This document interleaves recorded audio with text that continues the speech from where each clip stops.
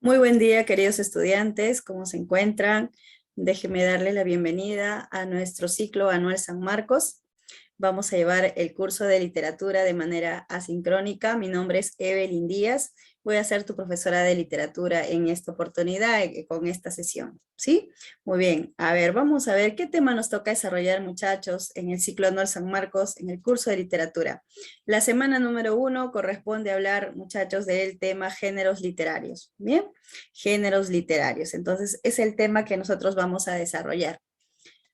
A ver, a manera de introducción, chicos, bueno, vamos a empezar con nuestra clase. Como puedes ver ahí en la imagen, podemos observar, ¿no? A una señorita leyendo un libro, Eh, es preciso, en este caso, de repente, ¿no? Se encuentra pues en un lugar tranquila, bajo la lluvia o escuchando el sonido de la lluvia, leyendo un libro, ¿no? Bueno, este libro de qué aborda, ¿no? Como bien dice aquí la observación que hemos colocado, dice la mayoría de personas apreciamos y valoramos la lectura de obras literarias. Así es, independientemente, ¿no? De qué trate la obra literaria. Algunos nos gustan de diferentes temáticas, pero sí valoramos mucho la lectura de algunas obras, pero algunos, ¿no? Entonces, dice, se dedican a estudiarlas y a crear categorías que permitan su mejor comprensión. ¿Por qué nosotros tenemos diversas lecturas, diversos libros que tratan de repente de una temática policial o de repente una historia de amor, una novela, o tal vez por ahí puede ser un cuento o un libro de poesía, ¿no? Poemas, somos un poco más románticos? Entonces, ¿quién se encarga de clasificar las obras literarias tal vez por algunas características que poseen estas en común? O tal vez características particulares que puedan tener estas, ¿no? Entonces, hay especialistas que se encargan de ello, muchachos. Por eso es que hoy día vamos a hablar de los géneros literarios, ¿no? Más o menos tiene que ver con esa clasificación que reciben estas obras, ¿ya?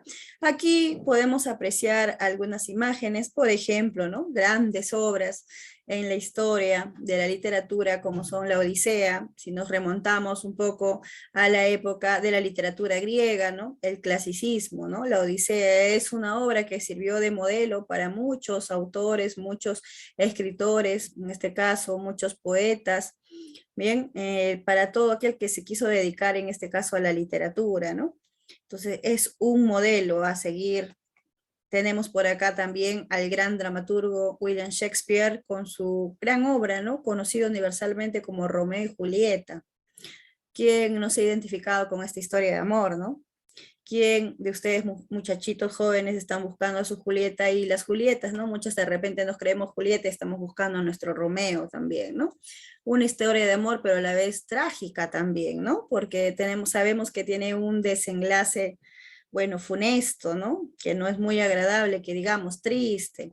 Bueno, eso también te invita a que puedas leer este libro, esta obra, si aún no lo has hecho, pero estoy segura que por ahí algunos ya conocen la historia de Romeo y Julieta. Bueno, tenemos esta gran obra también de Miguel de Cervantes Saavedra, el Don Quijote, ¿no? El ingenioso hidalgo Don Quijote de la Mancha, ¿no? Una obra también que es un gran modelo para la literatura española, ¿no? Para las letras castellanas, que ya iremos también nosotros clase a clase abordando estas grandes obras que estamos presentando, muchachos. Bueno, tenemos por acá, ¿no? ¿Quién es más romántico, ¿no? Le gusta en este caso la lectura de la poesía, Pablo Neruda, este gran poeta hispanoamericano, ¿no? En este caso chileno, ¿no? Con su gran obra, 20 poemas de amor y una canción desesperada. ¿Ya? Muy bien. Bueno, entonces, ¿quién se encarga de clasificar a todas estas obras, ¿no? De acuerdo a su temática. Por acá, por ejemplo, esto es un libro de poemas. La obra de Cervantes es una novela, ¿sí? Romeo y Julieta es una puesta en escena, ¿no? Es una obra de teatro, ¿no? Y la Odisea es una epopeya. Entonces, profe, ¿cómo sabe usted que es epopeya, que esto es un teatro, una tragedia, una novela, un libro de poemas? Bueno, pues justamente por ese estudio que se realiza y esa gran clasificación, nosotros así podemos ya reconocer a las obras de acuerdo a sus temáticas y a sus características. Y tú también lo vas a aprender en esta sesión, ¿no? Más o menos conocer cuáles son esas características, esos rasgos. Tenemos por acá a dos grandes, ¿no? Un filósofo por aquí como es Aristóteles y tenemos por acá un gran poeta como es Horacio. ¿Ya? Entonces, estas obras de cierta manera son obras modelos, como guías, referentes que tenemos y que inician el estudio de la literatura. Hablemos un poquito de poética, muchachos. Por ejemplo, en la obra poética escrita por el filósofo Aristóteles, no sabemos que Aristóteles se ha desarrollado en varias, vamos a decir, en varias ramas, una de ellas es la filosofía, y él pues escribe este libro que habla un poco sobre la teoría de la literatura. Esta fue escrita en el siglo IV antes de Cristo, muchachos, y se reflexiona temas relacionados como, por ejemplo, a la estética, la belleza, en este caso, que tiene, es una característica fundamental en las obras de arte, como son las obras literarias, y también habla sobre dos de los géneros que vamos a hablar hoy día. Habla sobre el género épico, por ejemplo, ¿no? Y el género dramático, ¿no? Y dentro de esos géneros nos habla mucho sobre las tragedias y sobre las epopeyas, ¿ya? Este libro en un inicio se dice que se estructuró en dos partes, ¿no? Lamentablemente, la primera parte sí se llegó a encontrar y gracias a ello nosotros podemos tener un poquito más de información sobre el género épico y el género dramático. Sin embargo, la segunda parte se dice que hablaba más sobre la poesía, ¿no? Sobre el género lírico y esa parte pues se perdió. Entonces, no hay una información completa sobre ese género, de acuerdo a los estudios de Aristóteles, o en este caso las reflexiones que él planteó en este libro, ¿no? De manera general, el libro Poética, pues, de Aristóteles, muchachos, es como una guía, ¿no? Una guía para enseñar y mostrar, para crear un buen texto literario, ¿ya? Ahora, por otro lado, también dentro de este libro, Poética, se, ¿no? reflexiona sobre ciertos conceptos, como por ejemplo, de la retórica, ¿no? Esto de que tenemos el arte de convencer o persuadir a través del lenguaje, manipular a través del lenguaje, ¿no? La retórica, el arte de hablar bien, ¿no? De hablar bien, por ejemplo. Y gracias a ese lenguaje rico que a veces podemos tener, podemos conmover a otras personas que escuchan, ¿no? Y la retórica está presente, por ejemplo, en la poesía, ¿sí o no? Se escucha bonito, ¿no? Cuando nosotros escuchamos un poema, nos recitan, tiene un ritmo, tiene armonía, tiene rima, entonces deleita nuestros oídos, ¿no? Nos da goce, nos da placer, ¿no? Se escucha bien, a veces nos conmueve, ¿no? Nos conmueve, nos motiva, nos puede hacer cambiar incluso de ánimo, ¿no? De estar tristes a estar alegres o viceversa, ¿no? Bueno, también dentro de la poética podemos encontrar diversos conceptos que vamos a ir seguramente conociendo nosotros en el transcurso del desarrollo de la asignatura de literatura, ¿ya? Como por ejemplo, profe, ¿qué es la mímesis? ¿Qué es la catarsis? Y son dos conceptos que están muy relacionados a lo que es el género dramático. Son dos conceptos que tienen que ver con el teatro, ¿no? Y de aquí se parte, pues, ¿no? De este librito, como te digo, que es como una guía, ¿ya? Muy bien, por otro lado, mencionamos a Horacio, ¿no? Con su obra Arte Poética, o en todo caso también llamada Epístola a los Pisones. En esta obra, muchachos, Horacio lo que hace de manera puntual nada más, él es un poeta, nos brinda en este caso los pilares de la literatura y él se basa mucho en la literatura clásica, en el clasicismo, ¿no? En el clasicismo. Entonces él alaba, elogia a los grandes modelos clásicos, los grandes poetas, uno de ellos, por ejemplo, el gran Homero, y los coloca pues como paradigmas, como modelos, ¿para quiénes? Para los poetas principiantes, ¿no? Vamos a decir, los poetas que recién inician su actividad, entonces deben tener una guía, algo que les enseñe cómo escribir y de quién guiarse. Y es así que en esta obra se ensalza a los grandes poetas de la edad antigua, ¿no? Muy bien, bueno muchachos, con esta introducción podemos empezar nuestra sesión de hoy y hablar de los géneros literarios. Primero vamos a definir qué es la teoría literaria, conocer las características de los géneros y también diferenciar los géneros literarios a partir de sus rasgos formales y temáticos, nos dicen, ¿no? Todo esto lo vamos a cumplir, así es, ¿ya? Son nuestros objetivos y se deben alcanzar. Bueno, acá puedes ver imágenes de grandes representantes de la literatura, independientemente del tipo de obra que han escrito. Por ejemplo, si reconocemos algunos, aquí tenemos a Miguel de Cervantes, por acá tenemos a Federico García Lorca, por ejemplo, por acá tenemos a Jorge Luis Borges, ¿no? Y tal vez no vamos a reconocer a todos, pero ¿cómo no reconocer esta imagen, no? ¿A quién tenemos por aquí? A un gran representante peruano y universal. Por ejemplo, tenemos al gran César Vallejo, ¿no? César Vallejo. Por acá otro peruano, mira, ¿no? Peruano español ahora, ¿no es cierto? Tenemos al gran Mario Vargas Llosa también. Por acá Julio Cortázar, entre otros muchachos, entre otros, ¿no? Muchos grandes representantes de la literatura. Bueno, la teoría literaria, vamos a ver, pues, es la disciplina que utiliza un conjunto de categorías o elementos que sirven para analizar y comprender mejor una obra literaria. Entonces, el objeto de estudio en este caso, pues, de la teoría literaria es el siguiente, ¿no? Su objeto de estudio es la obra literaria, ¿no? La obra literaria, ¿no? Nosotros tenemos que, en este caso, saber que ese estudio literario llamado teoría literaria se encarga de analizar la obra. En este caso, de repente, en lo formal, ¿no? Cómo está escrita, cómo se ha estructurado, la historia, cuántos personajes tiene, ¿no? De qué temática trata, si se ha escrito en prosa o en verso, tiene cantidad de personajes mínimo o muchos personajes, su temática cuál es, ¿no? Entonces, todo ello nos va a ayudar a nosotros a poder estudiar a la obra en general, ¿no? ¿Y quién se encarga de ese estudio de la obra literaria? La teoría literaria. La teoría literaria, es por eso que dice por aquí, ¿no? Lo que va a hacer es justamente utilizar un conjunto de elementos que sirven para analizarlas estas grandes obras, ¿ya? Muy bien, ahora vamos a ver por acá a los géneros, pues, ¿no? ¿Cuáles son los géneros? Y ¿cómo definimos a los géneros, muchachos? Dice, los géneros literarios son cada una de las distintas clases o categorías en las que se pueden clasificar, pues, las grandes obras literarias, de acuerdo a sus características comunes en cuanto a su forma y contenido.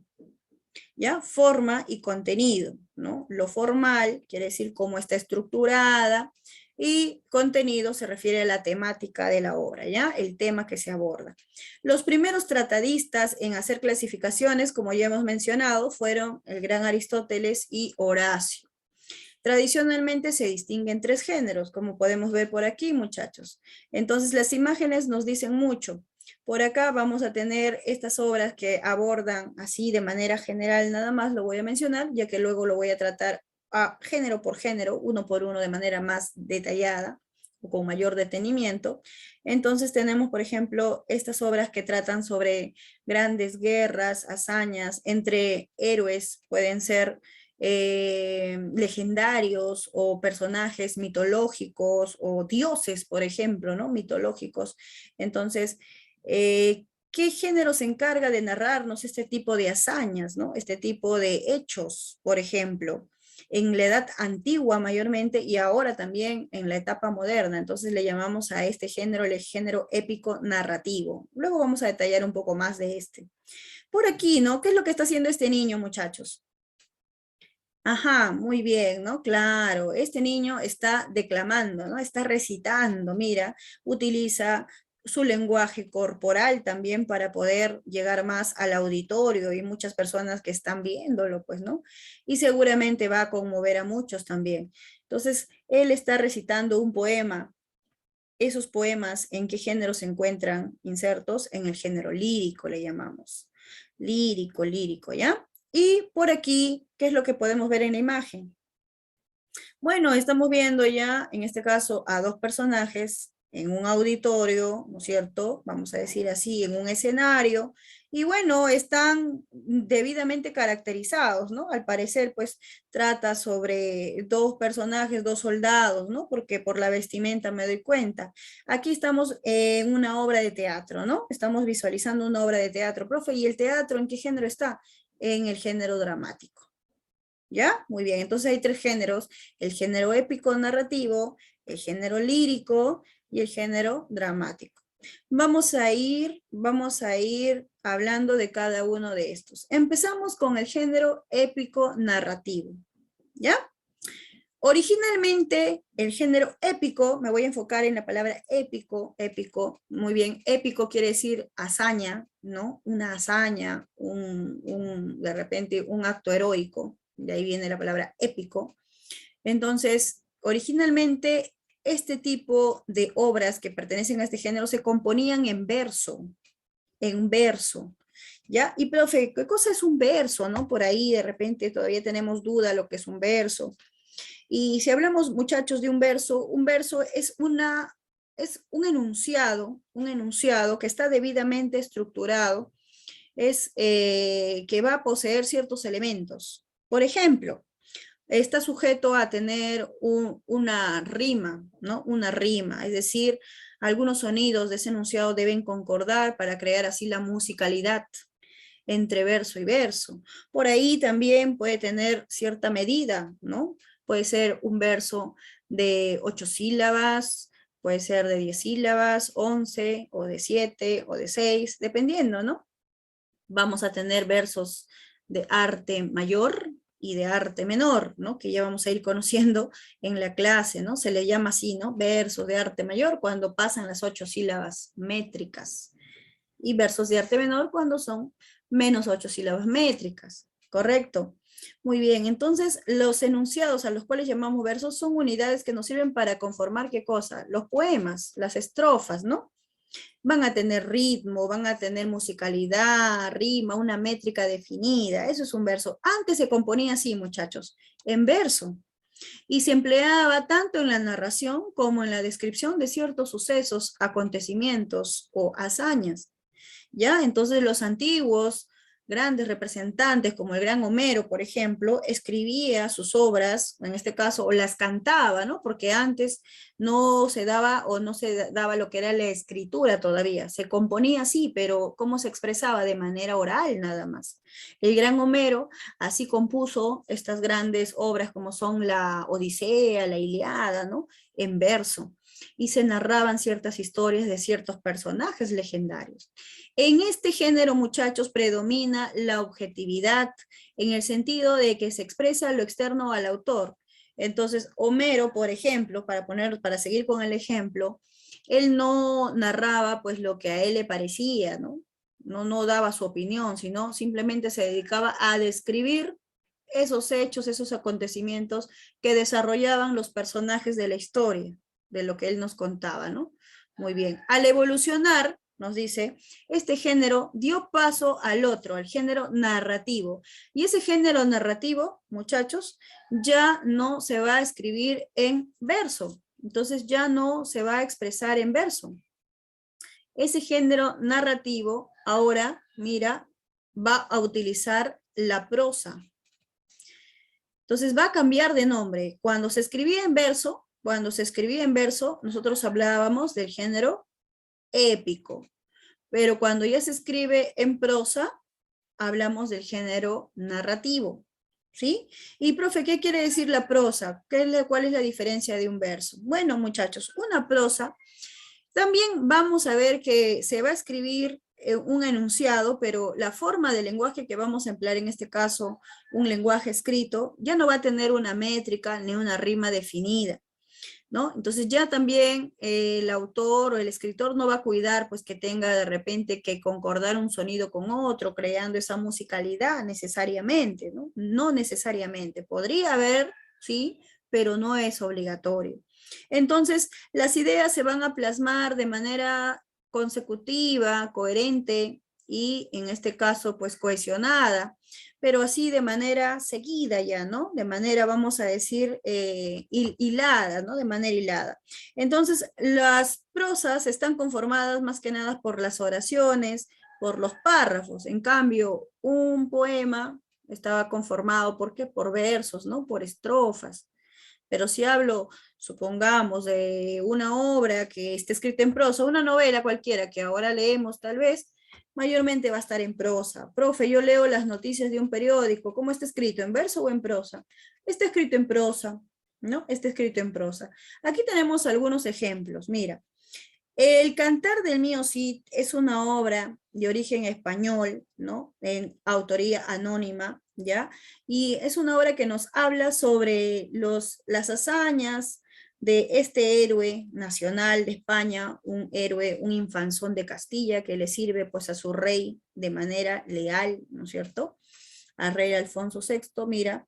Y bueno, en este caso, esta obra habla todo sobre este personaje. Él es el Cid, pues, Ruy Díaz de Vivar, llamado el Cid por los moros, los árabes, ¿no? Gracias a su valentía, a sus grandes hazañas. Entonces, esta obra trata de ensalzar los acontecimientos de este héroe nacional. El Cantar del Mío Cid se llama. Y esta obra, que pertenece a la Edad Media más o menos, muchachos, a la Edad Media ya, está escrita así, ¿no? Está escrita en verso, en verso. A pesar que es una obra, mira, que nos narra hechos, sucesos sobre un personaje, ¿no? Nos describe esos sucesos, esos hechos, ¿sí? Sobre un personaje y sobre todo, pues, ¿no? Lo que sucede, ¿no? Sobre más que nada trata sobre el enfrentamiento entre españoles cristianos con los árabes, los moros musulmanes, ¿no? La reconquista española es la temática de esa obra. Correcto. A ver, leemos un poquito el fragmento. Dice, Mío Cid, Rodrigo Díaz en Burgos, la villa, entró hasta 60 pendones, llevaba, dice, entró, hasta 60 pendones llevaba el campeador. Salían a verle todos, la mujer como el varón. A las ventanas la gente burgalesa, o sea, de Burgos, se asomó, con lágrimas en los ojos, qué tal era su dolor. Todas las bocas honradas decían esta razón.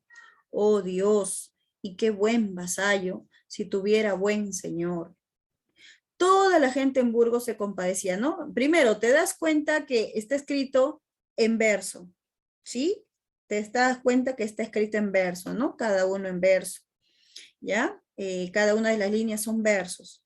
Pero por otro lado, se está describiendo, en este caso parte de la obra, corresponde pues, ¿no? Por ahí a la salida del Cid de Burgos, ¿no? Cuando vayamos a desarrollar esta obra en el curso, te van a contar de qué trata pues el Cantar del Mío Cid. De repente tú también ya sabes de qué trata, has leído esta obra literaria, en el colegio tal vez, ¿verdad? Entonces te está narrando cómo él sale de Burgos, ¿no? Cómo la gente, en este caso, está conmovida con su salida porque lo admiran, lo respetan, porque dice es un gran vasallo.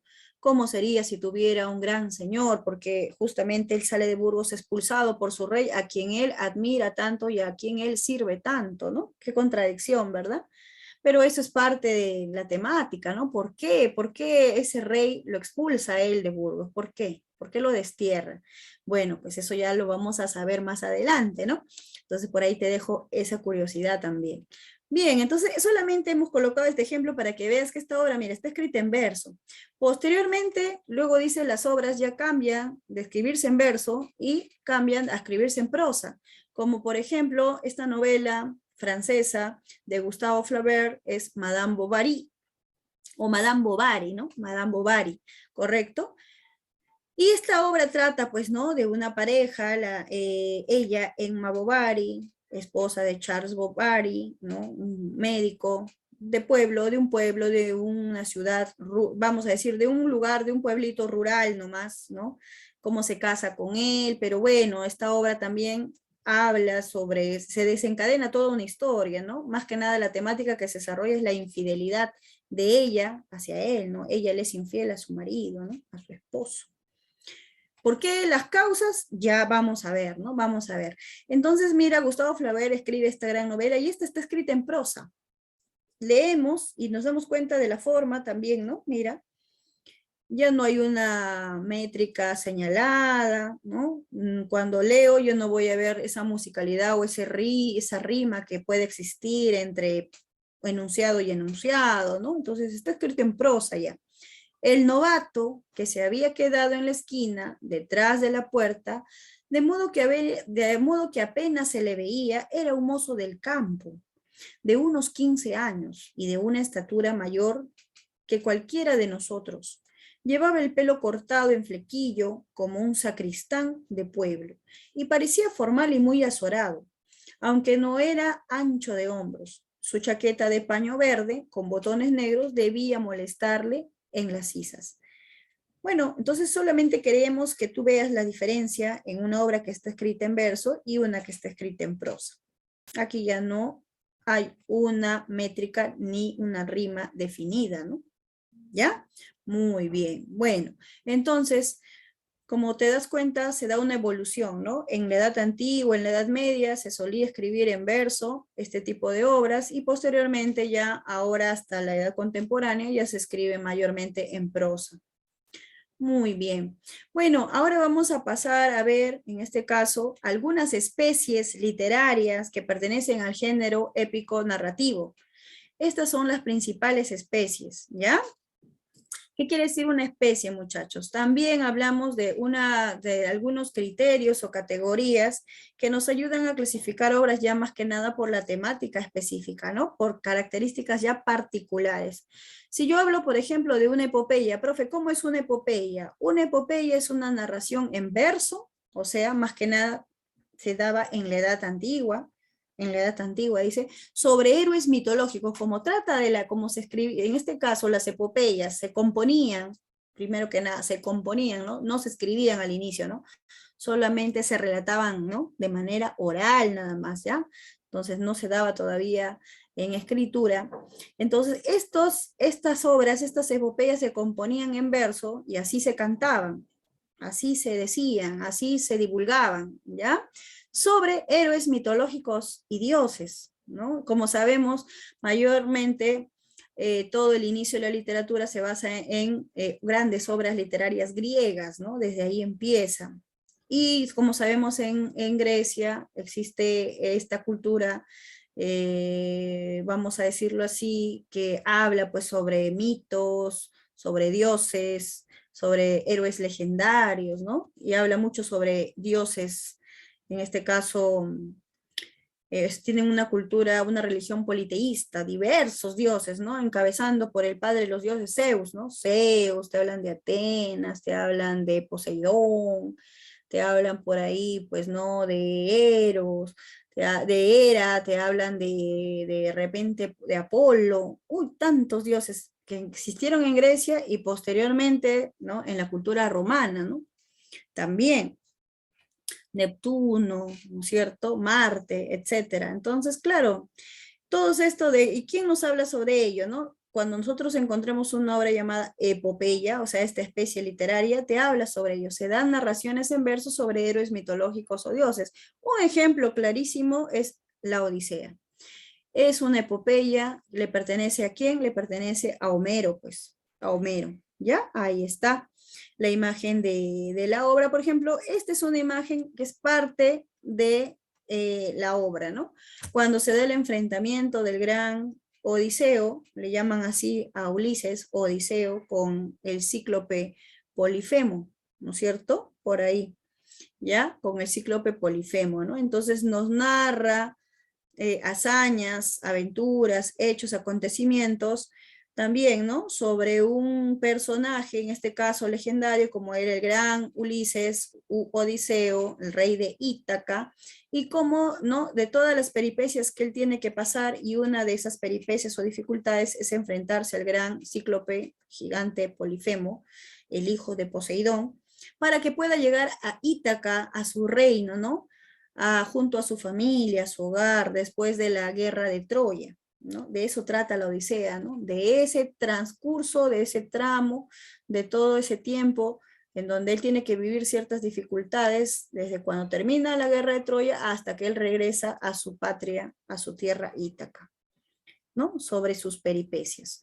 Muy bien, y esa es una epopeya. La Odisea es una epopeya. Ahora, un cantar de gesta, muchachos, un cantar de gesta es justo lo que hemos hace un momento hablado, ¿no? Tenemos el cantar del mío Cid. Es un cantar de gesta. ¿Y qué es un cantar de gesta, profe? Es una narración que pertenece más que nada, tiene origen ya no en la Edad Media, por eso es medieval. Las epopeyas tienen un origen más que nada en la Edad Antigua, pero el cantar de gesta ya se origina más que nada en la Edad Media. Es una narración medieval, en verso también, sobre un héroe nacional, ¿ya? Entonces aquí, por ejemplo, hablamos de héroes, incluso dioses, semidioses, o sea, personajes un tanto ya fantásticos incluso, ¿no? Pero claro que en esa cultura se habla pues de dioses, semidioses, ¿no? Aquí ya hablamos de algo un poco más terrenal, ¿no? Un héroe nacional. Por ejemplo, el cantar del mío Cid. Ruy Díaz de Vivar era un infanzón, un hombre de carne y hueso, pues, ¿no? Que se destaca por sus hechos gloriosos, sus victorias, su valentía, su inteligencia, su prudencia, todos los valores positivos que le podemos atribuir a un héroe, ¿no? ¿Ya? Muy bien, entonces es visto así el cantar del mío sí, ¿no? Sobre él, ¿no? Luego, posteriormente, ya muchachos, mira, empezamos a escribir en prosa, aparecen las novelas. ¿Qué es una novela? Una novela es una narración en prosa de mediana o larga extensión y con presencia de una gran variedad de personajes. ¿Mm? Por ejemplo, tenemos Crimen y Castigo. Crimen y Castigo es una novela del gran, ¿no? Novelista o escritor ruso, Fedor Dostoyevsky, y bueno, pues, ¿no? Es un libro, una narración extensa porque la historia es bastante amplia, ¿no? Este libro tiene muchas páginas, ¿no? Incluso hasta 2 tomos en algunas ediciones y gran cantidad de personajes también. Solo algunos que puedo mencionar, por ejemplo, de Crimen y Castigo, es el personaje principal, Rodion Raskolnikov, ¿no? El que va a asesinar, como puedes ver en la imagen, a esta vieja usurera que le llaman Aliona Ivanova, ¿no? Entonces la asesina porque él considera que ella, pues, es una persona que se aprovecha de la necesidad de las demás personas, ¿no? Por eso se llama, él vive de la usura, del engaño, ¿no? En este caso, de aprovecharse de otros, estafarlos, ¿no? Entonces, él considera que ella es un ser dañino para la sociedad, por eso que él se considera incluso superior a ella, a pesar de él ser muy pobre económicamente y ella tener dinero. Sin embargo, en lo moral, él se considera superior a ella, superior, y por eso toma una decisión, ¿no? Se determina a matarla, ¿no? Obviamente no está haciendo lo correcto, pero de eso trata, ¿no? De que sucede un crimen, el asesinato de esta vieja usurera, y luego viene el castigo, pues porque luego este señor va a tener remordimientos, ¿no? Va a sufrir por lo que ha hecho. En un momento tal vez, ¿no? Vamos a decir, ¿no? De locura, de frenesí, ¿no? Al estar ya hostigado de tantas necesidades económicas, incluso, ¿no? De sentir cómo la sociedad se está, vamos a decir así, está degradándose poco a poco en sus valores, ¿no? Ya a nadie le importa lo que le pasa al prójimo o al vecino, al amigo o a cualquier persona, nadie ayuda, más bien todos se quieren aprovechar de eso como lo hacía esta usurera, ¿no? Se aprovechaba de las necesidades, de esa carencia de recursos económicos para aprovecharse de ellos. Eso le lleva a él pues a tomar esta decisión, lo que no es correcto, ojo, por esto esta novela, que vamos a hablarla también en el curso, muchachos, más adelante, tiene que ver mucho con lo moral, ¿no? O sea, ¿es correcto o no es correcto lo que ha hecho? ¿Tú estás de acuerdo o no? ¿Cómo actuó, ¿no? Raskolnikov. ¿Mm? Muy bien, bueno, pero esa es una novela. Y esta novela está escrita en prosa, como te das cuenta. Y una novela tiene una larga extensión o mediana extensión, ¿no? Mayormente son amplias las historias, ¿ya? Con muchos personajes, muchos sucesos, etcétera.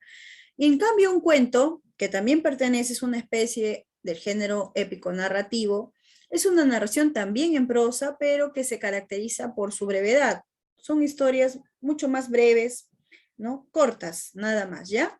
Y la presencia de pocos personajes. Un ejemplo que tenemos por aquí para ti es este cuentito que le pertenece a Julio Ramón Ribeiro, Los gallinazos sin plumas, ¿no? Entonces aquí se habla de pocos personajes, tiene también una temática, pero la historia es breve nada más, pocas páginas incluso en el libro, ¿no? Tú puedes leer este cuento, es bastante breve, ¿ya? Los gallinazos sin plumas. Acá tenemos a 2 niños, Efraín y Enrique, 2 hermanitos que viven en un barrio marginal de Lima y que tienen que sobrevivir así, ¿no? Recolectando basura, ¿no? Para poder alimentar al cerdo del abuelo. Su abuelo se llamaba Don Santos y tenía un cerdito al cual alimentaba porque él lo quería vender, pues, ¿no? Para poder obtener una buena ganancia, ¿no? Sin embargo, el abuelo pues no trabajaba, él hacía trabajar a sus pobres nietos, ¿no? Y ellos muy pequeñitos, desde muy tempranas horas, tenían que salir a las calles, así como los gallinazos salen a buscar, ¿no? Carroña en los basurales, ¿no? Igualito ellos tenían que ir a buscar a los basureros, ¿no? Esos desperdicios que podían servir para alimentar al cerdo. De ahí el nombre, ¿no? Los gallinazos, que para el autor serían esos niños sin plumas, ¿no? Al igual. Entonces, este cuentito es cortito y nos habla sobre eso, más o menos. También vamos a ver este cuento en el curso, ¿no? Muy bonito, muy interesante y que nos va a llevar mucho a la reflexión también, ¿no? Cómo muchos niños tienen que vivir esa realidad. Ahora, ¿no? Este cuento data de los años 50, más o menos, pero ahora, año 2022, podemos ver que esa es la historia de muchos niños. Tienen que trabajar desde pequeñitos, prácticamente ellos no tienen esa infancia que debería tener todo niño, el de jugar, estudiar, divertirse y ser muy querido por sus padres, ¿no? Sino que tienen que vivir ya como adultos desde pequeños, trabajar, y si no trabajan, no comen. Y si no comen, pueden morir, ¿no? ¿Cierto? ¿Te das cuenta? Muy bien, bueno. Entonces, muchachos, bueno, así haciendo un pequeño comentario de cada obra también, porque lo que intentamos nosotros es que tú puedas pues tener esa curiosidad, ese hambre por leer estas grandes obras literarias, ¿ya? Ahí hemos visto algunas especies del género épico narrativo, ¿ya? Las epopeyas, los cantares de gesta, las novelas, los cuentos, por ejemplo. Bueno, pasamos ahora al otro género, muchachos, el género lírico. ¿El género lírico de qué trata? Dice, predomina ya la subjetividad. Es decir, el autor, esto quiere decir subjetividad, ¿ya? Ya nos dice el autor, entonces, ¿qué va a pasar con el autor? Subjetividad se refiere a que el autor se expresa desde su mundo interior. Eso es ser subjetivo, cuando tú muestras tus sentimientos, cuando tú expresas de repente tus emociones, tu punto de vista, tu apreciación, una valoración que tú puedes dar, ¿ya? Y eso más que nada se puede expresar en el género lírico. La palabra lírico viene de la palabra lira. Y antiguamente, muchachos, los grandes poetas expresaban, ¿no?, sus sentimientos con la ayuda de este instrumento musical, la lira. Es por eso que la poesía está relacionado mucho a veces a la música, ¿no? Incluso con las palabras, los versos, se quiere lograr esa musicalidad, ¿no? Esa armonía, ese ritmo, esa rima con las mismas palabras, ¿ya? Entonces la poesía pertenece al género lírico y el poeta, en este caso el autor sería el poeta, va a mostrar su mundo interior, ¿no? Entonces, en el género lírico, ¿qué predomina? La subjetividad, la subjetividad.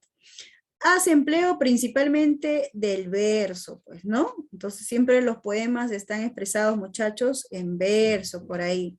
A ver, por ejemplo, tenemos aquí una de las rimas de su libro, pues de rimas, de grandes poemas del gran poeta español romántico Gustavo Adolfo Bécquer. A ver, dice, como se arranca el hierro de una herida, su amor de las entrañas me arranqué, aunque sentía al hacer lo que la vida me arrancaba con él. Mira, qué bonito suena, ¿no? Y profe, ¿a qué se está refiriendo ahí ese poeta, ¿no? ¿A qué se refiere Bécquer cuando dice como se arranca el hierro de una herida? Por ahí. Bueno, imagínate, tú cuando lees un poema tienes que interpretar, pues. Para eso los poetas, ¿sabes qué utilizan para adornar, en este caso, los versos? Utilizan lo que llamamos las figuras literarias.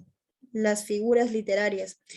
Las figuras literarias son recursos estilísticos, ¿no?, que vamos a utilizar para adornar el mensaje, ¿ya? Figuras literarias como la metáfora, el símil, la hipérbole, que ya las vamos a ir viendo también en las siguientes sesiones. Vamos a hablar sobre figuras literarias. Ahora nos corresponde hablar más que nada sobre los géneros. Sin embargo, ya que estamos hablando de poesía, podemos mencionar algunas, ¿no? Por aquí, por ejemplo, el poeta realiza una comparación, ¿no? Y compara eso, dice, como se arranca el hierro de una herida, imagínate, ¿no? Así como arrancas el cuchillo, ya el cuchillo está hecho de hierro, ¿no? Vamos a hierro de un metal, ¿no? Como, así como arrancas el cuchillo de una herida, dice, su amor de las entrañas me arranqué. O sea, el poeta que está expresando su dolor, dice, compara al amor que él se tuvo que arrancar de su ser, a pesar que le dolía y no quería, lo tuvo que hacer. Y compara, ¿no? Ese dolor que él siente al arrancarse el amor de su ser amado, como cuando te arrancas un cuchillo de tu cuerpo. Entonces, veis una comparación ahí, ¿no? Aunque sentía el hacerlo, dice, lo tuvo que hacer, dice, aunque sentía el hacerlo, que la vida me arrancaba con él. Así como se quitaba el amor de su cuerpo, sentía que también su vida se iba, ¿no? Se le duele tanto desprenderse de ese amor, tal vez un amor no correspondido, tal vez un amor dañino, tal vez un amor tóxico, como ahora decimos, ¿no? Un amor que no nos hace bien, sino más bien siempre nos puede tener en melancolía, tristeza, ira, dolor, y así no debe ser el amor, ¿verdad? Claro, ¿no? Si hablamos en un sentido idealista, ¿no es cierto, muchachos? Bueno, ustedes son bastante jovencitos, estoy segura que todavía no te has enamorado, pero sí tienes ilusiones, ¿no? A esa edad que tú tienes, a la edad que tú tienes ahorita, uno se ilusiona, ¿no? Claro, ¿no? Se ilusiona por ahí, conoces a un jovencito, o ustedes jóvenes conocen a una señorita que, bueno, pues, ¿no? Les va a quitar un poquito el sueño, ¿no? Y a veces uno siente todos estos, ¿no? Todas estas emociones, todos estos sentimientos nos llenan y a veces nos inspiramos. Ese amor que puede ser correspondido o no correspondido es nuestra fuente de inspiración. Y aquí el poeta pues está inspirado y obviamente al parecer este poema habla sobre de un amor no correspondido, ¿no? Porque si no, ¿por qué se va a querer arrancar el amor de ese ser, ¿no? ¿Por qué, no? Seguro le hace daño, le duele, pues, ¿no? Pero tiene que hacerlo. ¿Ya? Muy bien. Entonces, ahí está, mira. Los poemas pertenecen al género lírico y se utiliza el verso sobre todo, ¿no? El verso sobre todo. Por acá tenemos otro, ¿no? Ahora ya, aquí un poquito tiene más que ver la temática sentimental, ¿no? Por acá hablamos de otro gran poeta, ¿no? Peruano, César Vallejo, su poema Los Dados Eternos, ¿ya? Y él ya también expresa su subjetividad, pero ya con una temática mucho más social, ¿no? Ya no tanto ese amor el amor a una mujer, ¿no? Sino habla un poco ya temas un poco más filosóficos, ¿no?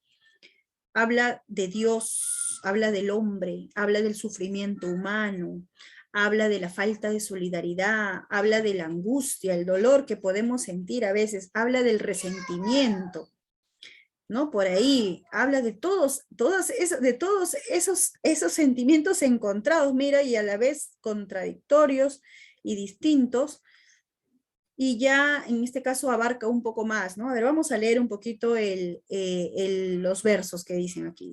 Dios mío, estoy llorando el ser que vivo.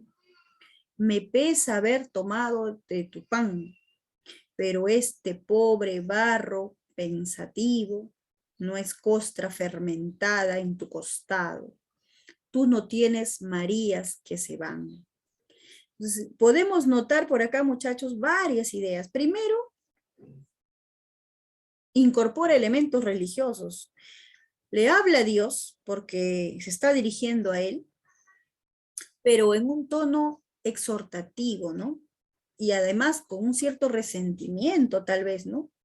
Como reclamándole algo, ¿no? Dios mío, dice, y expresando el dolor, porque dice, estoy llorando el ser que vivo, o sea, Dios, estoy llorando mi existencia, ¿no? Lo que soy, pero ¿por qué, no?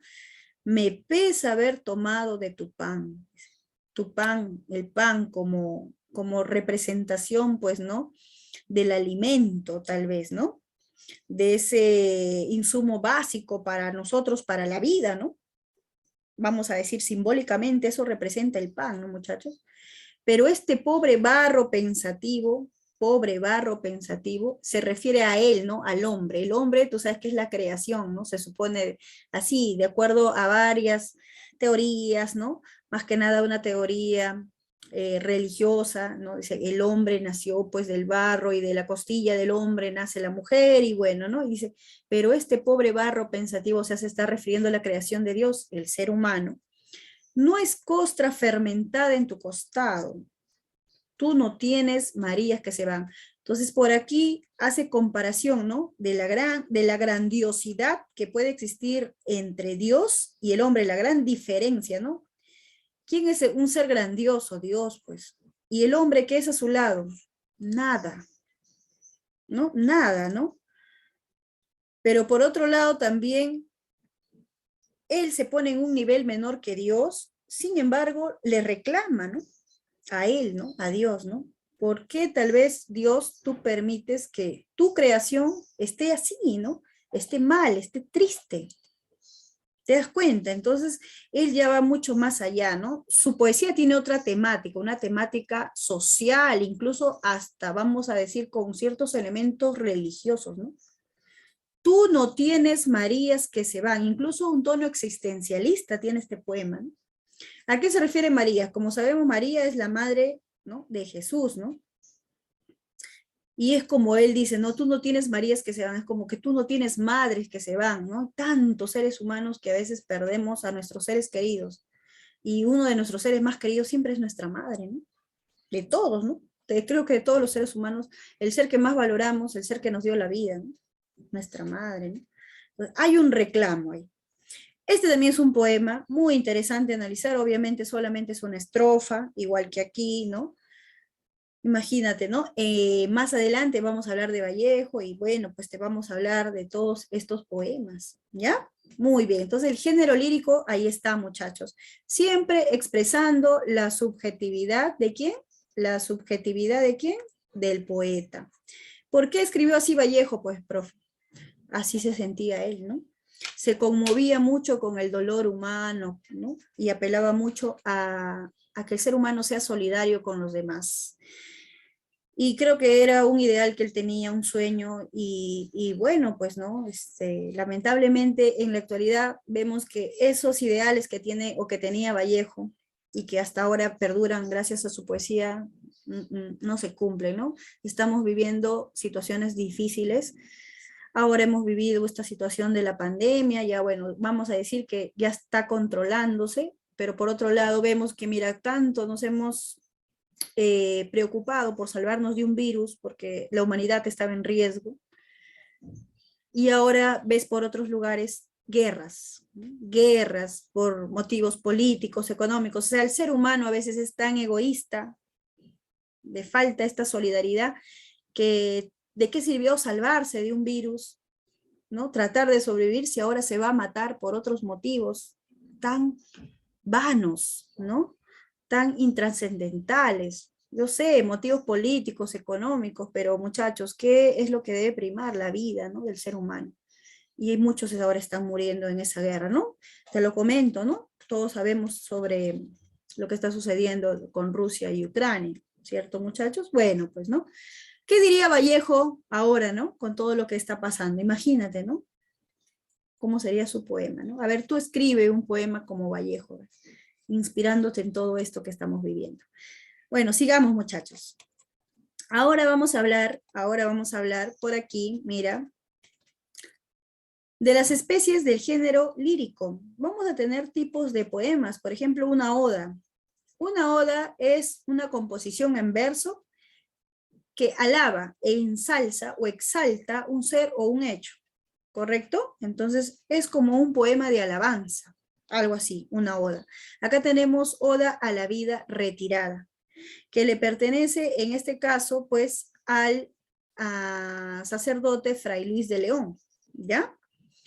Justo por ahí tengo un documento para que tú puedas visualizar un pequeño fragmento de este poema, ¿ya? Ahorita lo vamos a leer, lo vamos a compartir, pero voy a terminar aquí con estos dos puntos más. Otra especie literaria, muchachos, es la égloga. Es una especie que pertenece al género lírico, también es una composición en verso que recrea un ambiente pastoril. Más que nada se encarga pues de reflejar el contexto o el lugar donde se desarrollan los hechos en el campo, los personajes son pastores y muchas veces la temática es amorosa. ¿Ya? La temática es amorosa, ¿no? Expresa o nos cuenta las penas amorosas de estos pastores, ¿ya? Ahí tenemos Égloga primera que le pertenece pues al gran Garcilaso de la Vega. Y tenemos las elegías, son composiciones en verso que expresan el dolor por la pérdida de un ser querido. Por ejemplo, puede ser pérdida por la muerte o por el distanciamiento también, ¿no? De un ser querido, ¿no? A veces cuando un amor se termina, un amor ya pues no es correspondido, se aleja de uno, ¿no? Y ese dolor que puede sentir el poeta lo utiliza como inspiración para pues escribir sus poemas, ¿no? Ahí tenemos al gran Pablo Neruda con su poema 20. Entonces, ¿tú quieres un poquito leer cada uno de estos? Bueno, aquí tengo un material que nos va a servir para poder, en este caso, recrear, ¿no? ¿De qué trata cada uno de estos poemitas, ya?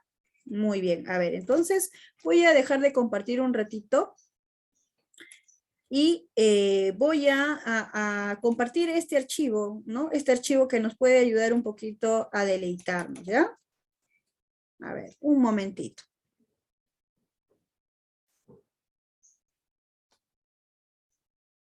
Ya está, entonces dejo de compartir y voy a compartir este Word por aquí, que tú puedes visualizar. Voy a un poquito a agrandar la pantalla, ahí está, mira. Entonces, hemos dicho que las odas, muchachos, son poemas de alabanza, ¿no? En este caso, Oda a la vida retirada, así se llama, trata sobre cómo el poeta, en este caso el sacerdote y poeta Fray Luis de León, escribe alabando un poco la vida tranquila que se lleva en el campo, ¿no? Alejado un poco de todo lo material, que a veces nosotros le damos demasiado valor a lo material más que lo espiritual. Entonces él, como es un sacerdote, le da mucho más valor a lo espiritual, ¿no? A esa tranquilidad que debemos tener, ¿no?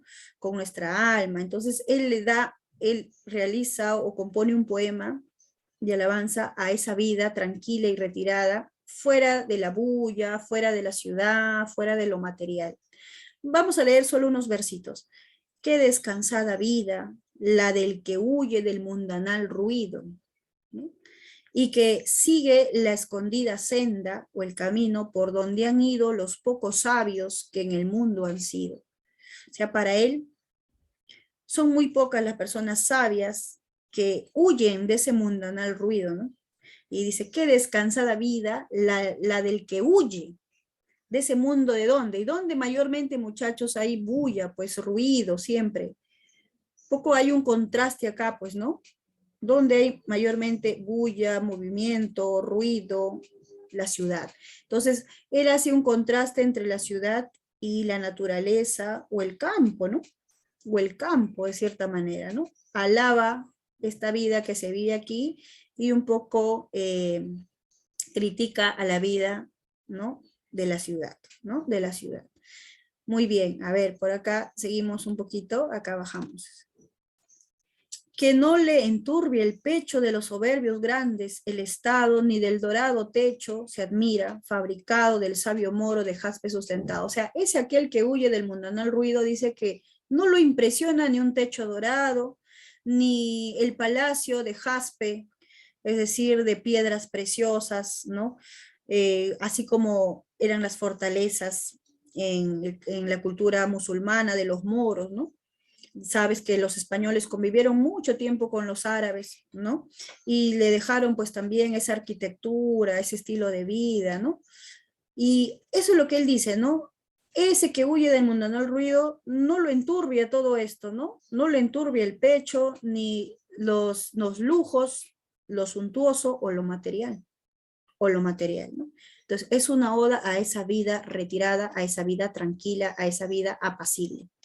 Ahora, ¿te acuerdas que hablamos de las églogas? Dijimos que son poemas pastoriles, en este caso, que están contextualizados más que nada en un ambiente natural, en el campo, en la naturaleza. Por ejemplo, la égloga primera le pertenece a Garcilaso de la Vega y está dirigida al virrey de Nápoles.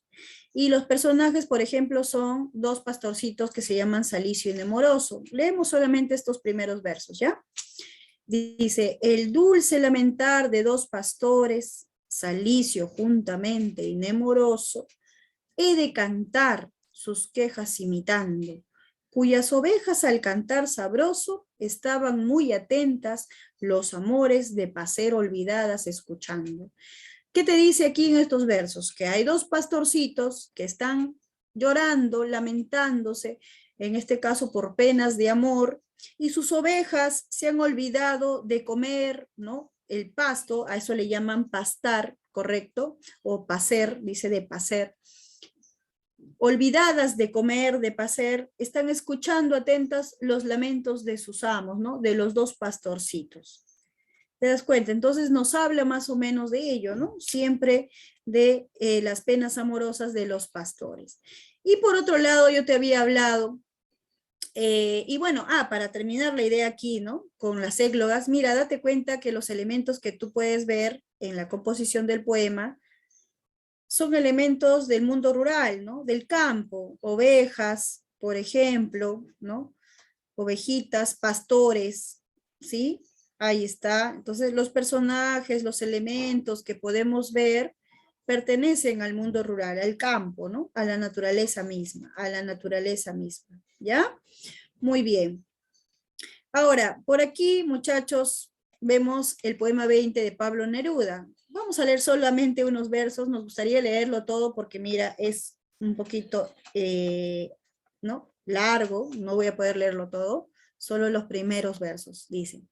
Puedo escribir los versos más tristes esta noche. Escribir, por ejemplo, la noche está estrellada y tiritan, ¿no? Azules los astros a lo lejos. El viento de la noche gira en el cielo y canta. Puedo escribir los versos más tristes esta noche.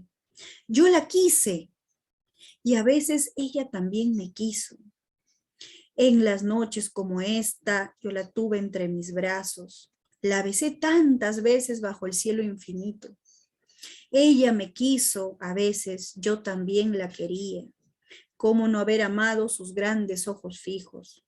Puedo escribir los versos más tristes esta noche. Pensar que no la tengo, sentir que la he perdido. Bueno, hasta ahí nomás, porque si no ya nos vamos de largo.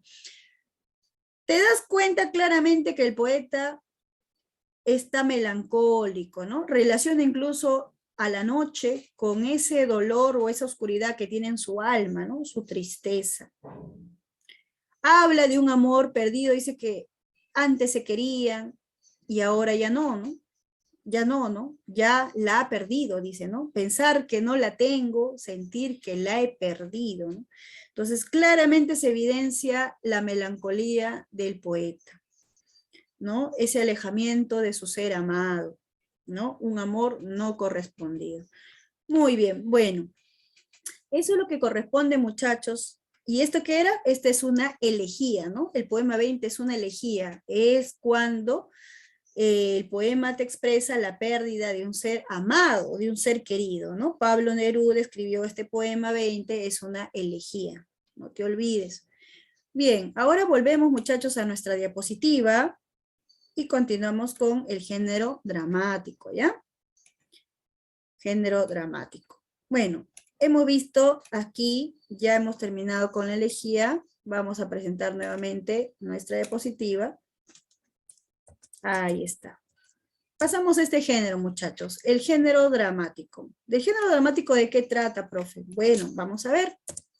Se caracteriza principalmente, dice, porque está hecho para la representación. Vamos a poner el puntero para que se visualice mejor. Ahí está. Para la representación frente a un público. Vamos a representar escenas, acciones frente a un público, obviamente representadas por personajes, ¿no? Personajes, ¿ya? Se emplea el diálogo y el movimiento de los personajes para ir desarrollando las acciones. Se caracteriza por ser subjetivo y objetivo. Por un lado, muchachos, vamos a decir subjetivo, ¿en qué sentido? Porque vamos a expresar, en este caso, por ahí, o dar a conocer, dar a conocer el pensar, de repente el sentir de los personajes a través de los diálogos, ¿no? De los monólogos podría ser. De repente un personaje sale a escena y empieza a decir un monólogo, es decir, una conversación consigo mismo. Y bueno, supongamos que en el monólogo él se lamenta por algo, ¿no? O expresa su sentir. Entonces por ahí yo me voy a relacionar con lo subjetivo del personaje, con su mundo interior. Pero también vamos a ver que en el teatro, en este caso en el género dramático, en las puestas en escena, hay de repente un argumento o un narrador que podría aparecer como una tercera persona que te está contando los hechos, ¿ya? Entonces, a través de los diálogos se describen los hechos, los acontecimientos, y eso ya está relacionado con lo, vamos a decir, objetivo, ¿ya? Entonces, el que compone o el que escribe una obra de teatro crea un guión, ¿no? Y ese guión se compone por los diálogos de los personajes y así te va describiendo, va desarrollando las acciones. Eso ya se va a relacionar con el objetivo. Pero cuando ya puedo darme cuenta, ¿no?, del sentir de uno de los personajes a través de un monólogo, por ejemplo, ya me relaciono con lo subjetivo ya del personaje, qué es lo que está sintiendo él. ¿Ya? Entonces, se caracteriza por ser objetivo y subjetivo a la vez. Podría ser, ¿ah? Podría ser. A ver, vamos a ver por acá, muchachos. Este pequeño fragmento, en este caso, o este diálogo de dos personajes de una obra dramática muy importante de nuestra literatura quechua colonial. Por ejemplo, se llama Ollantay. Y mayormente las obras de teatro están divididas en actos, en jornadas, en escenas, ¿ya? Entonces, este acto primero, la escena primera, ocurre en este lugar. Siempre te van a situar un lugar, un espacio, ¿ya? Dice, se da en la gran plaza en el Cusco, con el templo del sol en el fondo. La escena tiene lugar ante el vestíbulo, la entrada del templo. Vestidos característicos de la época incaica. O sea, los personajes están vestidos con su vestidura es de la época incaica, ¿no? Así tal como puedes ver aquí en la imagen. Sale este personaje llamado Ollanta, con manto bordado de oro y la masa al hombro, así como puedes visualizar. Y tras él sale Piquichaqui. Profe, ¿quién es Ollanta? ¿Quién es Piquichaqui? Bueno, cuando veamos la obra Ollantay, ahí vamos a hablar un poco más detenido. Esta obra trata de un general llamado Ollantay que se rebela ante el Inca Pachacútec por defender su amor por la hija del Inca, que se llamaba Cusicouyor.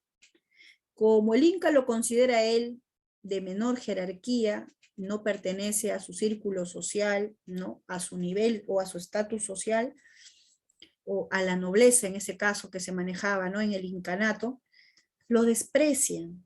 Y por ese desprecio y porque no lo dejan a él estar con la mujer que ama, él se rebela. ¿Y quién es Piquichaqui, profe? Piquichaqui es un personaje que es el sirviente de Ollanta, ¿no? Y hace del personaje gracioso en la historia. Le va a dar esa chispa de comicidad en la historia, ¿ya? Un poco desobediente, imprudente, inoportuno, ¿no? Confianzudo, ¿no? Así es el personaje gracioso que a veces se inserta en algunas obras de teatro. Leamos un poco el diálogo. Dice, Ollanta, ¿has visto Piquichaqui a Cusicoyor en su palacio? O sea, a su amada, la hija del Inca. Y Piquichaqui le responde, no, que el sol no permita que me acerque a él, allá. ¿Cómo no temes siendo hija del Inca? Le dice Piquichaqui a Ollanta. Y Ollanta le dice, aunque eso sea, siempre he de amar a esa tierna palomita. A ella sola busca mi corazón, ¿no? O sea, a él no le importa, no tiene miedo, ¿no? Así sea la hija del Inca, él la ama, ¿no? Y siempre va a estar ahí tratando de estar con ella. Y Piquichaqui si es cobarde, pues dice, ¿cómo no le temes, no? Que es la hija del Inca, ¿no? Dice, por eso dice él, que el sol no me permita acercarme por allá, dice, ¿no? Porque si no, ¿qué me puede pasar? El personaje se caracteriza por ser así cobarde, un poco, ¿no? Flojo, desobediente, contestón, ¿ya? Así es. Bien, entonces podemos ver las características del género dramático. Profe, el uso de diálogos, el uso de personajes, también siempre una escena, un lugar donde se dan los hechos, ¿no? Así es. ¿Cuáles son las especies, muchachos, que vamos a encontrar en el género dramático? Tenemos principalmente estas tres especies literarias: la tragedia, la comedia y el drama, ¿ya? ¿Qué es una tragedia? Una tragedia es una pieza dramática de carácter solemne con un final funesto, o sea, un final trágico, infeliz, ¿ya? Puede desencadenarse en muerte, por ejemplo, ¿no? Ahí tenemos esta tragedia griega, por ejemplo, Edipo Rey del gran Sófocles, ¿ya? Una tragedia que termina en muerte, ¿no? En este caso, y él termina arrancándose los ojos para poder pagar sus culpas. O sea, su final no es nada bonito, ¿no? Muy triste, muy triste. Luego vamos a leer un poquito el fragmento de él. Una comedia es una pieza dramática que se centra en hechos festivos, o sea, alegres, cómicos, jocosos o burlescos, y mayormente va a tener un final feliz, gracioso, un final de reconciliación, donde todos, bueno, se perdonan y todo termina bien, ¿ya? Y en los hechos, en las acciones que se van desarrollando, siempre hay hechos graciosos. Por ejemplo, tenemos la comedia del gran Manuel Asensio Segura, un gran dramaturgo peruano, ¿no? La obra Ñacatita, ¿ya? La comedia Ñacatita, que trata sobre una vieja chismosa, alcahueta, cucufata, estas de las que se ponen mano en el pecho y dicen, ¿no? Que son muy religiosas, van a la iglesia todos los domingos, pero al final son cizañosas, ¿no? Son mentirosas, ¿no? Por ahí chismosas, ¿no? De eso trata Ñacatita, ¿no? En una familia de clase media limeña, cómo se va y se entromete en los asuntos de esa familia, ¿no? Ñacatita, y todo por entrometida y también por conveniencia, ¿no? Por otro lado, tenemos a los dramas, ¿no? El drama es una pieza dramática que comienza de manera trágica, pero termina con un final feliz, o sea, combina la tragedia y la comedia. Un drama combina la tragedia y la comedia. Pueden haber acciones o hechos funestos, tristes en el desarrollo de la obra, pero al final termina bien, ¿no? Un final feliz, una reconciliación también posiblemente. Ahí tenemos el gran drama La vida y sueño de Pedro Calderón de la Barca, un dramaturgo español, ¿no? Cómo termina bien esta obra, trata pues de un príncipe que desde que nació fue encerrado en una prisión, todo porque al papá, al rey y a la reina le había dicho el oráculo. Antes mucho creían en esto del oráculo, ¿no? En la edad antigua, por ejemplo, y también en la Edad Media, por ahí, ¿no? El oráculo les había dicho, pues, oye, ese niño que van a ser de ustedes, el príncipe, los va a ser autoritario, malo, ¿no? Un príncipe autoritario, tirano, incluso va a poder atentar en contra de ustedes. Y por ese miedo, por ese vaticinio, ¿no? Que les da el oráculo a estos reyes, ellos deciden a él encerrarlo, más que nada el padre, porque el niño incluso cuando nace, la madre muere en el parto nomás. Entonces el papá tiene miedo y dice, oye, mira, ni bien nace, ya está causando desgracias. Entonces seguramente lo que dice el oráculo es cierto. Entonces lo voy a encerrar. Y ese niño crece hasta adulto encerrado. No conoce a las personas, solo al que va y lo alimenta, lo instruye, lo educa. Y es la única figura humana que él ha visto en toda su vida. Lo aíslan de su libertad, le quitan su libertad, ¿no? Entonces, de eso trata esta obra, y ese joven dice, pues, la vida es sueño, porque a veces no vas a ver si él está despierto o está soñando, ¿no? Tiene ese conflicto entre la realidad y el sueño, por los acontecimientos que se van a ir desencadenando. También vamos a hablar de esta obra, muchachos, en el curso. Muy interesante. Bueno, ahora, para terminar ya ahorita vamos a terminar, chicos, con esta parte. Un pequeño fragmento, pues, vamos a ver por acá unos pequeños fragmentos de cómo es una obra de teatro. Más que nada para que veas, eh, la estructura, ¿no? De una pieza teatral, ¿sí? De una pieza dramática. Por ejemplo, acá tú puedes visualizar, tenemos Edipo Rey, ¿no? Entonces, siempre vas a ver los diálogos, por ejemplo, ¿no? Aquí estos personajes entre el pastor y el mismo Edipo. Heme aquí ante una cosa horrible de decir, Edipo, y para mí también horrible de oír, pero sin embargo tengo que oírla. Pastor, se decía que era hijo de Layo, pero ella está en su casa. Tu mujer te diría mejor que nadie cómo fue eso. ¿Te lo dio ella? Sí, rey. ¿Para qué? Para que lo hiciera desaparecer, para matarlo. Una madre desgraciada, por miedo de horribles oráculos. Edipo Rey también trata esto de los oráculos, ¿no? La desgracia de Edipo se centra en lo que dijo el oráculo, pues también al pobre desde pequeñito ya tenía un destino funesto, ¿no? Su destino ya estaba marcado ya por los dioses. Y bueno, si te das cuenta, ¿no? Los diálogos siempre, los diálogos. En la vida de sueño también, mira, aquí te presentan a los personajes, Rosaura, Segismundo, que es el príncipe al cual lo encierran desde pequeñito, Clotaldo, Estrella, Clarín, Basilio, Astolfo, y luego empiezan los diálogos. Rosaura, cómo conversa con Clarín, por ejemplo. En Ñacatita es una comedia dividida en 4 actos y también se te presentan los personajes, Ñacatita, Don Alejo, Doña Rufina, Don Manuel, Doña Juliana, Juan, Mercedes, el criado, Don Jesús. Y siempre te colocan así un poquito, ¿no? ¿Dónde se da la escena? Dice, la escena es en Lima, en casa de Don Jesús. Exactamente dicen la sala decentemente amueblada con puertas al fondo y laterales. Y empieza la obra. Escena primera. Salen Don Jesús y Doña Rufina y empieza el diálogo entre ellos. Don Jesús y Doña Rufina. Entonces te das cuenta, mira, cómo se da. Algo que también te puedes dar cuenta que por ahí, ¿no? En el caso del teatro se pueden expresar en verso los diálogos o también en prosa. Pueden combinar, puede combinar, ¿ya? Bien, muchachos. Bueno, hasta aquí sería pues la parte teórica. Ahora lo que corresponde en este caso es que tú desarrolles tu práctica dirigida. Vas a tener un tiempo para que puedas resolver y posteriormente vas a ver lo que es la resolución con la práctica dirigida también conmigo, ¿ya? En un siguiente video, ya, en un siguiente video. Hasta aquí en la parte teórica, espero que haya sido de tu comprensión y yo me despido. Muchas gracias por su atención y conmigo será, muchachos, hasta una próxima oportunidad, ¿sí? Muchas gracias. Hasta luego.